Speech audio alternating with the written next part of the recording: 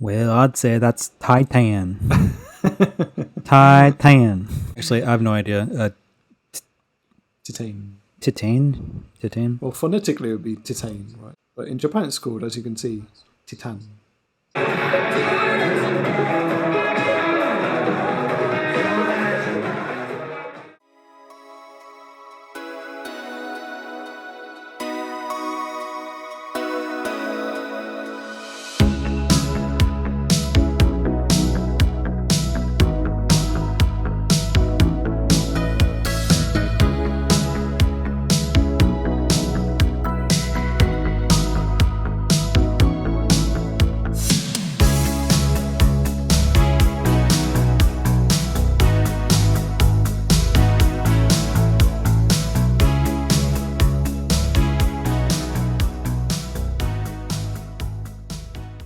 Japanese sometimes have trouble adding like a Y sound with English words that have an E on the end. I always imagine like English words converted to katakana as like recording your voice through like a Vocaloid thing, an auto-tune. It's like you take all like the tones possible and you like really crunch them into like really defined, limited sounds. That's what like English into katakana is like to me. I think it would cause confusion if it was called Titan though, right? Because Titan is like a moon. I think this word comes from titanium. It's a metal. I wouldn't be able to say. I know nothing about this movie. Other than that you've said you've seen it before. You've never heard of that metal before? You got the poster. Titanium? Like titanium? Oh, I know the metal. Yeah. I'm just saying, I wouldn't be able to say what the title was based on. The movie is about a woman with a metal plate in her skull. That's probably it. And metal is like a big thing in the movie. On IMDb's synopsis, it says like a normal sentence, like a woman meets her father after 10 years, and it says titane, alloy of metal that's very hard and durable, or something like that. So I'm pretty sure this is the French word for titanium. I come from the other side of the channel, so I don't know how they pronounce this word. Anyway, I guess we should get into the synopsis a little. Basically, the setup is, it starts when this character is a young girl and she's in the car with her father. She's like a really annoying girl, like she keeps making strange sounds and keeps like kicking the back of his seat.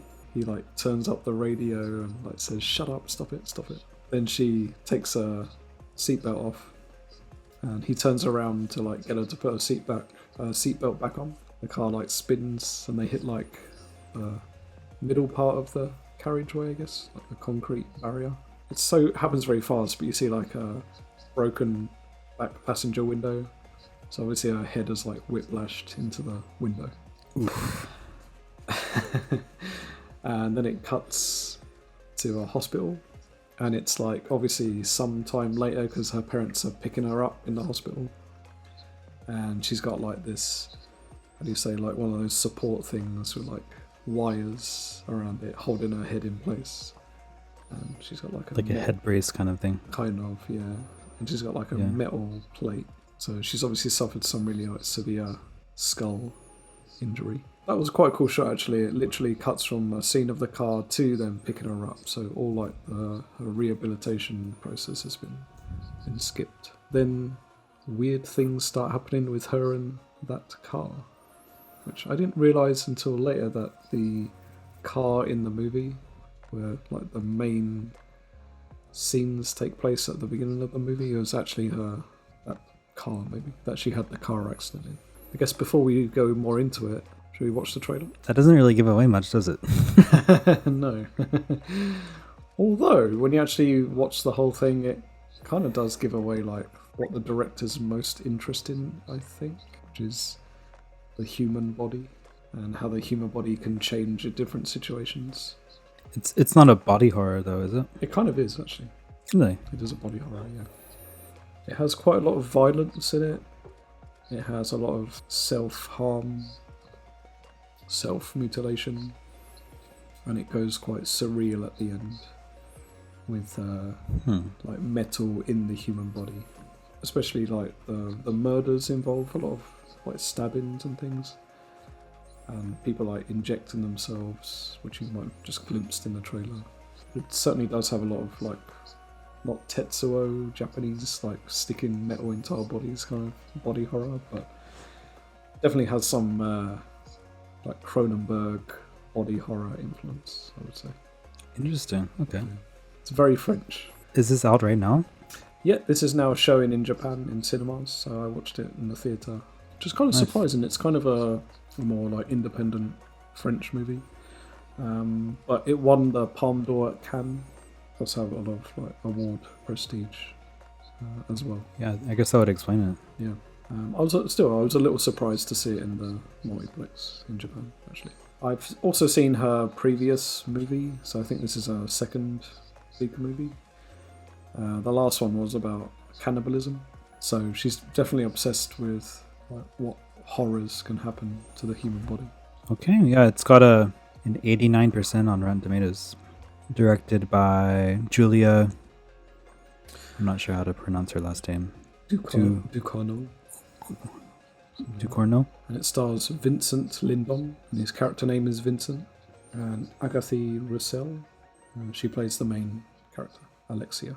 Kind of is like made up of two parts. So the first part is her kind of breakdown between her and her parents, and her becoming kind of psychotic. It's kind of become infamous now. I don't know if it's a spoiler, but there's a sex scene with her in a car. Literally between her and a car. Is it like really graphic, or is it just implied? It's not super graphic. It's like, I found it almost funny, to be honest. It's kind of comedic, and then it goes like hypersexual after a turning point. Sometimes when people get traumatic head injuries, they can affect certain spots in their brain that affect like mood or personality or even like sexuality. So her like change in behavior could be linked to her head trauma. She's definitely like a very confused character. Like 1 minute she'll be like romantically into someone, and then she'll be like batshit crazy, kind of violent. So she does have like very violent mood swings, and she doesn't really seem to know what she's done as well. Like there doesn't seem any remorse after what she's done. Like she kind of almost like erases it immediately and just walks away. So I kind of wonder if it's just a glorified movie about head trauma. could be, yeah. Yeah, it's definitely a very strange movie. It's got a very strange story. I wouldn't say like David Lynch strange. It's definitely got its own kind of style. More like a Gasper Noe kind of style to it. Very like bright colours and some really like pounding music scenes. There's like drug scenes, violent scenes, and then tender scenes. So it does really like ebb and flow. The second part of the movie is where Vincent Lindon's character comes in. Basically she's like on the run for what she's done, and she's in like a bus station or train station, and she sees like the missing persons pictures. One like boy who's missing kind of looks like her. She has quite boyish features. Like she doesn't really look like that here, but when she takes her makeup, she's got quite takes her makeup off.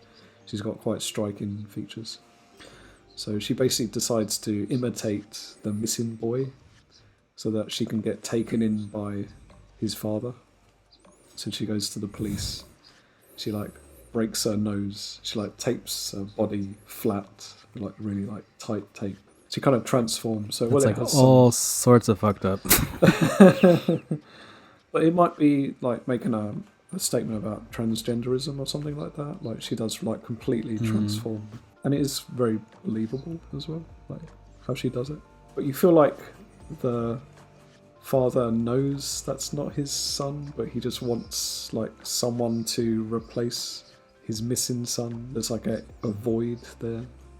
He probably knows. I think his son has been missing for 10 years, so he knows his son's never coming back. So this other person comes in and she can look like him. It's kind of like along the lines of the whole idea of I don't miss you, I miss the idea of you. Right, yeah. If I can like half replace you, then at least there's something else there, you know. But he's actually very good in it. I think he's the best. He has the best performance, the dad character. He's clearly like super full of grief and pain, and he injects himself with like steroids every night. That was in the trailer. He's like injected himself. So I have one question. You saw this at the cinema here in Japan. Yep. It's a French film. Is it in French?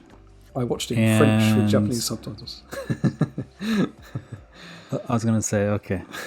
It was a challenge, but I got through it. Yeah, I gotcha. There's actually not a super amount of dialogue in it. There's kind of a lot of scenes where characters almost say nothing to each other. Like a lot of the emotion and the story is like moved along by the expressions of the characters more than what they actually say. I understand more of the Japanese than the French. Isn't that kind of crazy? Like sometimes I'll be watching like NHK television, like the educational version of NHK, and it'll be like a Japanese program teaching like Russian or something. It's always really trippy when you like learn a third language through a second language. Right. You know? Right. Yeah. Like it kind of works. Or like the other day I picked up like a book on like speaking speaking German, but it's a Japanese book. So I was reading how to say certain like German phrases translated from German into Japanese. I don't know. It's weird. I don't know if it's more or less beneficial to do it that way. But certainly interesting how that works. Like, I've had that with like some French and Spanish, where I think I understand the French because there's some English similarity, but then like the Japanese like confirms that that's like the correct definition or meaning.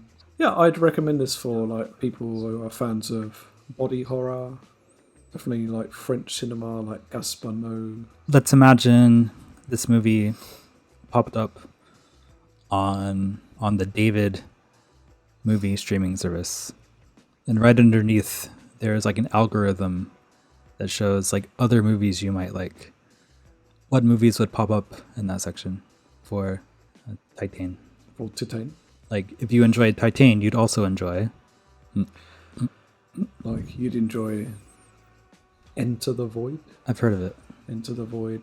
I think there's a movie called Holy Motors, which has got some similar themes. It sounds like a car dealership in Alabama. It's also like a French movie about some like sexual stuff with cars. Definitely the David Cronenberg movie Crash. Do you know that movie? Like people who like sleep, people who are like erotically attracted to car crashes. I haven't seen it, but I do know of the movie. So, Enter the Void, Crash, Holy Motors, Irreversible, that kind of quirky kind of cinema.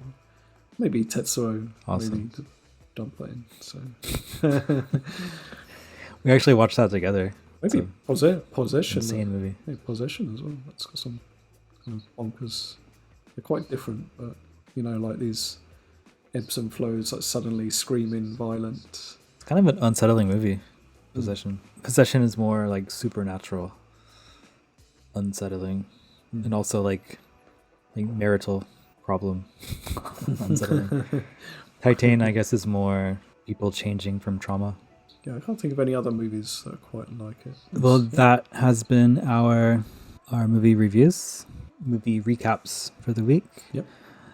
I think probably from today or from this week, I'll be like revving up my movie watch count. Nice pun, revving up. Once again. Revving up. Dun, dun, dun, dun, dun, dun. Yeah, took a break for a while, but I'm going to jump right back into it. I'd like to watch at least one thing per day. As always, David, it's been a blast. Yeah, it's been fun. I guess we'll do the next one sometime soon. Yeah, these are coming out roughly every 2 weeks. So yeah, check them out on Apple Podcasts, Spotify, Google Podcasts, wherever you listen. We are releasing kind of shorter video versions on the YouTube as well. Recently, we just went past 100 videos on our YouTube. Yeah, we got a lot coming out, and we have a few other interesting ideas, I guess, for new content as well. Stay tuned. We'll see what comes down the pipe. Yeah, please All remember right. to, for all our listeners, try to follow us on social media. We are also now on Facebook. On Facebook, you can get like clips of new YouTube videos, preview video that we're putting up on there. We have Twitter going as well, and Instagram. Show us some love. Follow, subscribe, like. If you're in Japan, give us an ine.